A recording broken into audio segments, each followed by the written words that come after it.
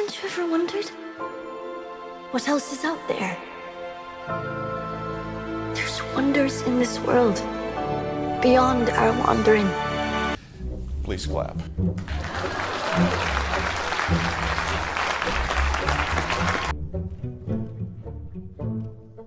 So, you may have noticed that Amazon's new Lord of the Rings TV show has caused a bit of a stir in recent days. 1-minute trailer and the rollout of the Lord of the Rings of Power has been nothing less than an unmitigated disaster, and it's been glorious. I bet you're gonna deck her out in armor with a half-shaved head and braids. Oh my god. You know, when people said this was gonna happen, you know it was a joke, right? We didn't actually want you to do it. I fell down an incredible rabbit hole today. I did a video yesterday on the Lord of the Rings super fans and how they weren't particularly super. Yeah, let's say that. It's Middle Earth, there's never peace, right? If, like, Sauron is hot, I feel like people will be like, I can fix him. No, no, no, no.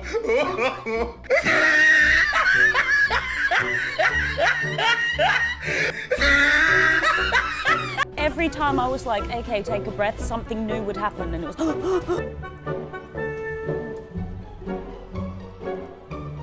Amazon series that seeks to wokeify the Lord of the Rings. And a lot of people have been outraged by it, a lot of people have been angry. That is too... Okay... Who the is that? Half-elf Elrond is a politically ambitious leader. They put out a teaser trailer a few weeks ago that was met with a lot of meh because it looks fake even though it was real.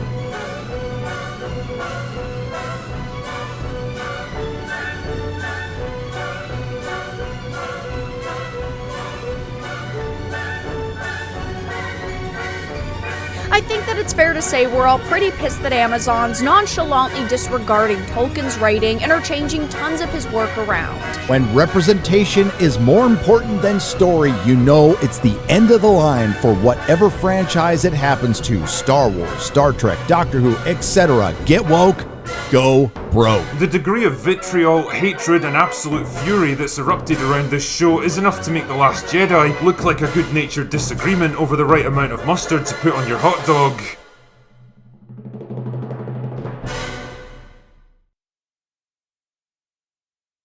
Good evening, ladies and gentlemen. My name is Harold, and thank you for joining me once again for some nightly musing on the nature of, storytelling? Criticism? Garbage fires? Not sure. Whatever it is we are talking about, it sure has kicked up quite the storm of controversy across the internet. Apparently Jeff Bezos is such a massive fan of The Lord of the Rings that he couldn't help but spend billions of dollars on it and immediately create a new series to add to the endless array of content on Amazon Prime. He made that airplane so cheap for me, I couldn't help but buy it. Now, I'm sure this has absolutely nothing to do with the fact that every corporation has already jumped on to the streaming service bandwagon, and one way to secure an audience for this is to appeal to an already existing fan base. No, I'm sure it has nothing to do with that. Oh dear, this is going to be a difficult one. Let's try to start with a simpler topic, like, my own personal perspective on this entire situation. At this point, I have watched numerous videos and read a number of articles on the general controversy, and I think it's safe to divide this into 3 separate groups. On the one hand, you have the purist fans of the original books, many of whom also have read the Silmarillion and Unfinished Tales, or perhaps, in order to achieve Class 12 Gold Rank Supreme Leader of Geekdom status, even sat down to read all 12 volumes of the history of Middle-earth. Next, you have the purists who really liked the Peter Jackson films, and who want Amazon's TV show to have at least a somewhat similar feel and world to those movies. Finally, you have those who believe that it is okay, necessary, or even good to change fundamental aspects of Tolkien's world and story, beyond even what Jackson did in his film trilogy. Ultimately, though groups 1 and 2 are approaching things from a slightly different perspective, they are still allied in their criticism of what has been revealed of the Amazon series. Fundamentally, their main concern seems to be that if Lord of the Rings or any part of Tolkien's world is going to be adapted, then it should follow the established lore of said world. Thus, they generally praise the Peter Jackson films for their faithfulness to the overall setting and feeling of the original story as Tolkien wrote it. Group 3, however, finds several aspects of Tolkien's story to be either too problematic or too cumbersome to adapt unchanged for this series, and therefore justify the changes on those grounds. Now, if I were to be a part of any of these groups, it would likely be the first one. However, I am also approaching this from a slightly different perspective. For I would agree with the first two groups that the changing of the lore of the story is at least ordinarily an act of extreme literary violence, and I have yet to find a single compelling argument for these changes. However, I ultimately believe that this is at best a secondary issue, and I am approaching the controversy from a broader philosophy of adaptation. Now, I know it's going to seem a little odd to pivot from that comment to this one, but hear me out. Writing is hard. That's not meant to really be a revelation, but rather a premise which I think is essential to acknowledge when talking about any adaptation. One has not only to craft an interesting set of characters and a plot that makes sense, but also to mold all the disparate elements together and structuring it around a cohesive set of themes and a specific moral vision. A bad, or simply a novice writer, will completely miss this aspect of storytelling and will have a thematically incoherent story. All in all, this whole process takes quite a bit of work, and much thought needs to be put into each individual aspect, with a discerning eye watching over the whole process, and knowing what can stay and what has to go. Because of this, adapting the work of another seems like a significantly easier task at first glance. One can use an already established world and a complete set of characters, in addition to usually having a coherent and complete plot to draw from. And to a degree, it is easier to adapt someone else's work rather than to write your own. But there's a catch. For when you write your own story, you are ultimately beholden to nothing and no one beyond your own limitations and the fundamental laws of storytelling themselves. Because of this, you are far more capable of realizing a unified vision, since that vision is coming from a unified source, yourself. But when writing an adaptation, or sequel, etc., you have the additional burden of attempting to express a vision which is not your own. Because of this, a certain amount of care needs to be taken when making your decisions, care which is in some ways analogous to writing an original story. Now, it might be pointed out at this point that all adaptations require changes of some sort. This is, I think, a point which all three of the previously mentioned groups would agree on. For instance, even Peter Jackson made changes to the story and characters when adapting The Lord of the Rings to the big screen, like replacing Glorfindel with Arwen, making Aragorn unsure of himself rather than a confident king in waiting, and, most egregiously, the removal of Tom Bombadil in the Old Forest chapters as well as the Scouring of the Shire. Now, one can debate about whether this or that change was good or bad in the context of the Jackson films, but the fundamental point remains the same. Adaptations require changes and simply cannot be a direct, line-for-line translation from one medium to another. However, I think where the flagrants and the purists fundamentally differ is in their perspective of what kind of changes are appropriate. The purists believe that changes made in adapting a story should be organic to that story. The flagrants, which I suppose is my pejorative for those who believe that any change can be appropriate given the context, believe that the changes should properly conform to the values of the audience who will be receiving the adaptation. One side believes that the method of adaptation should be in service to the story itself, and the other believes that the method of adaptation should be in service to the audience. I think C.S. Lewis perfectly outlined this difference of method in Part 2 of The Abolition of Man, saying, "A theorist about language may approach his native tongue, as it were, from the outside, regarding its genius as a thing that has no claim on him, and advocating wholesale alterations of its idiom and spelling in the interests of commercial convenience or scientific accuracy. That is one thing. A great poet who has loved and been well nurtured in his mother tongue may also make great alterations in it, but his changes of the language are made in the spirit of the language itself. He works from within. The language which suffers has also inspired the changes. That is a different thing, as different as the works of Shakespeare are from basic English. It is the difference between alteration from within and alteration from without, between the organic and the surgical. The fundamental problem with the argument of the flagrants is this: if you are adapting someone else's work, then you absolutely cannot approach that work, to use Lewis's phrase, as though its genius has no claim on you. I might quibble with the purists about what exactly they would consider to be an organic change to the story, but their approach to adaptation is undoubtedly correct. As an adapter, you have been given the privilege to use someone else's exact world, characters, and ideas, and even the plot, and to profit off of them by retelling the story they produced. This, as far as it goes, is fine. Good even.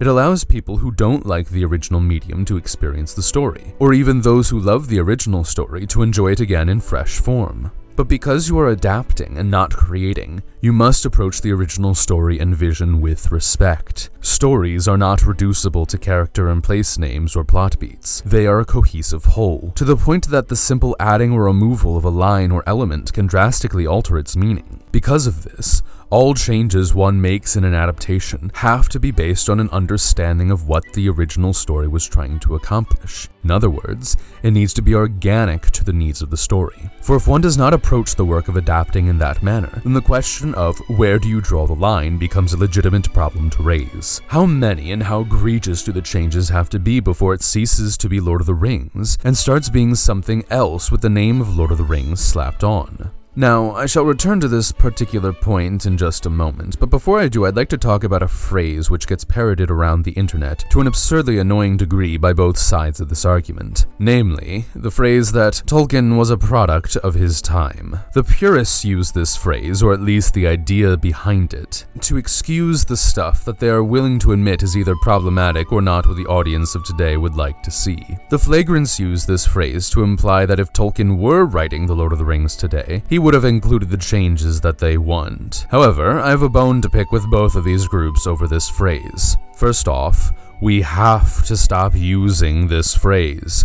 Not only because Tolkien wasn't a product of his time, but because people aren't products of their time. People are certainly influenced by their life and the time period in which they live, and you can recognize and discuss how that influence affects their work. But people are not products, and to call them such is to reduce them to mere machines entirely determined by grand cultural and economic forces, rather than moral agents who are ultimately responsible for their words and actions. But besides this slightly more pedantic point, there's the greater issue that if there's one person in the history of the 20th century whom you could argue was specifically not a product of their time, it was J.R.R. Tolkien.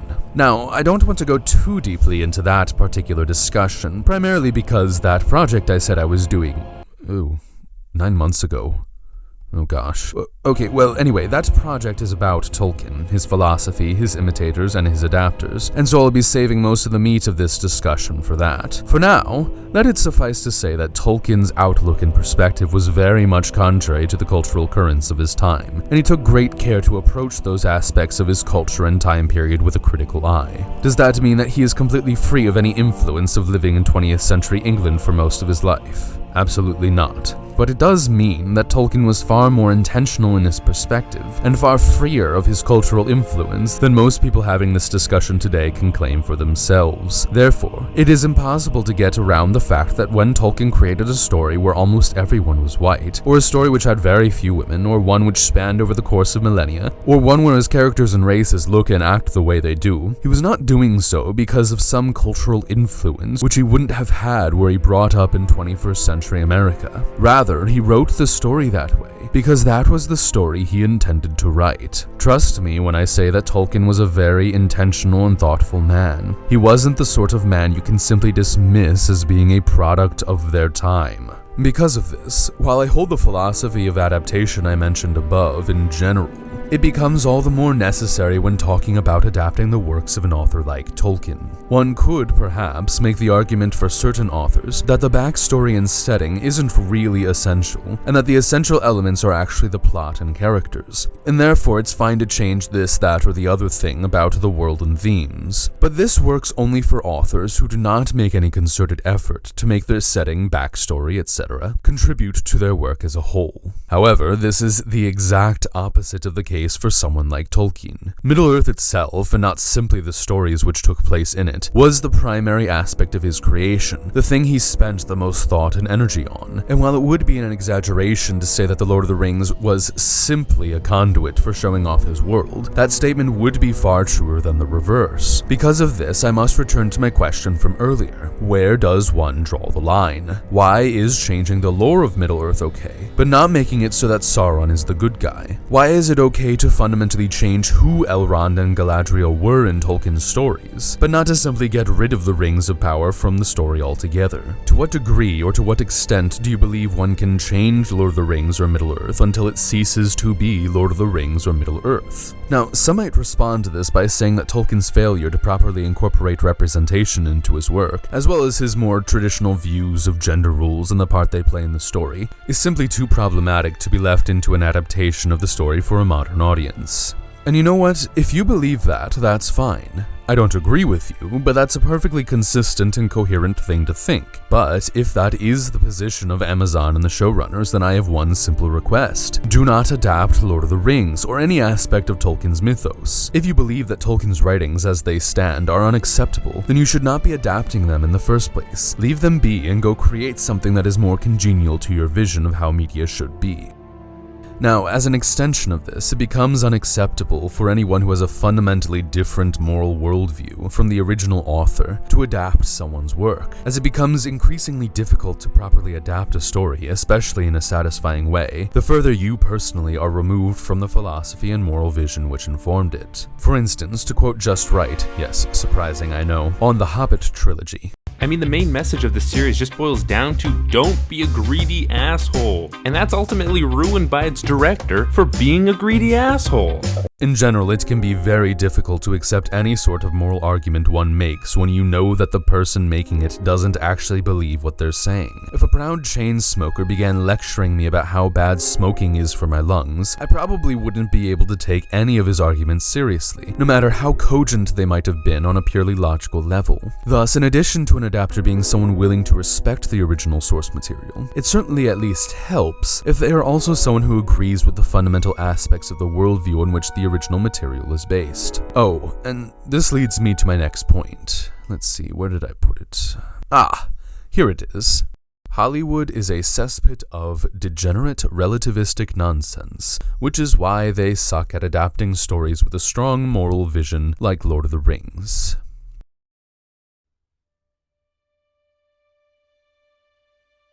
So, I have a confession to make.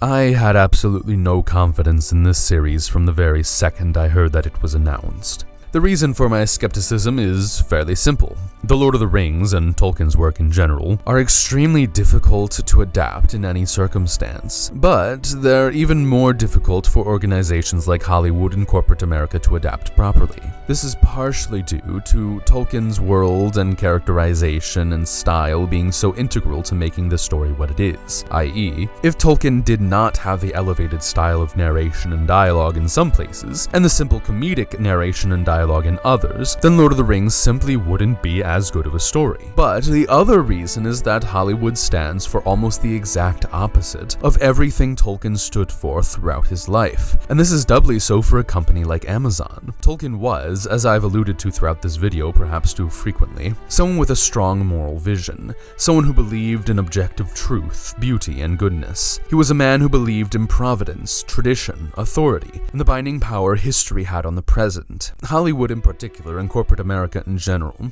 is a perfect instantiation of everything that Tolkien thought was wrong with the world. And because of that, they are particularly adept at showing that they are not only incapable of properly adapting his vision, but also that they simply don't understand it. Read any article or interview with the showrunners and one will find contradiction after contradiction between what the showrunners think Tolkien believed and what Tolkien actually believed. My favorite example of this, because of its sweet irony, is when they defend their changes by saying that Tolkien would have been supportive of them rather than bashing them like what fans are doing. They are apparently unaware that Tolkien and his son have delivered scathing criticisms of work which fails to properly adapt The Lord of the Rings. Now, while absorbing this controversy, I came across an article in a Catholic publication called Crisis Magazine, titled Amazon's Tolkien, written by an English professor named Ben Reinhard, who I think did a wonderful job of outlining the absurdities inherent in this particular paradox. It was a great article in general, and I will link it in the description for anyone who wishes to read it. But the part I wanted to focus on in particular was towards the end. He considers the question of why people who have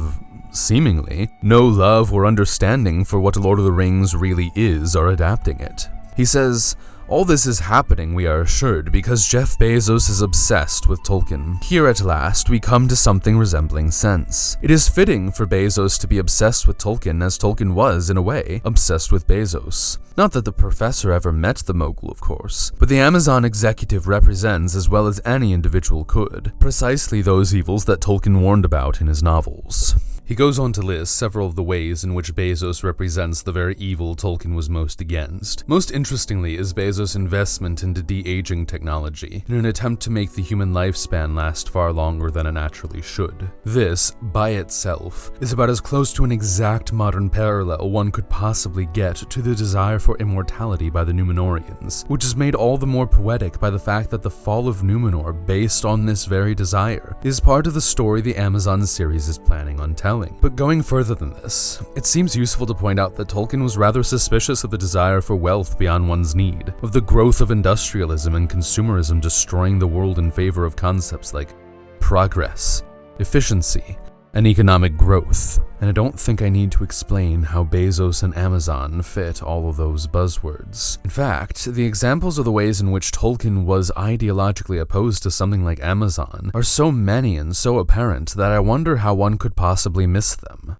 Although, now that I think about it, there are people who genuinely believe that the orcs were meant to be Tolkien's representation of black people. So maybe my faith in people's ability to understand the entire point of the story is unfounded.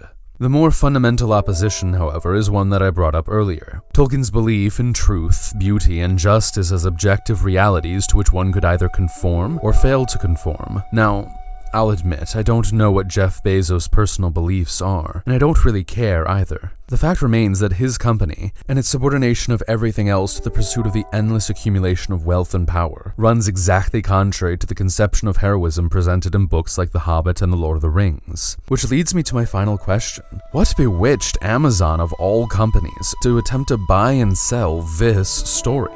With something like Disney buying Star Wars, I can understand the compatibility. The moral messaging of those stories relates to critiques of the callous cynicism of the American corporate model in at best an indirect way, and still lines up with the general aesthetic which Disney uses as a facade. With Amazon and Lord of the Rings, the disparity between what the story is about and what the corporation practices is so directly contrary that I'm tempted to wonder if Bezos' obsession with Lord of the Rings isn't so much in the sense that he loves the story, but rather that he recognizes its critique of himself and seeks to subvert it in his recreation.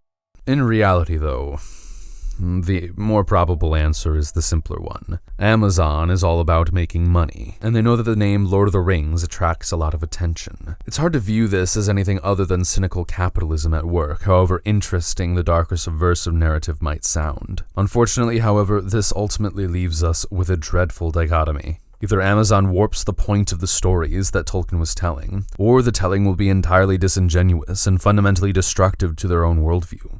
I think I, and most everyone else, would have preferred the latter horn of the dichotomy, but the more I think on it, the more I've come to accept that Hollywood is never going to be able to fully swallow Tolkien's creation without retching it back up in a malformed state.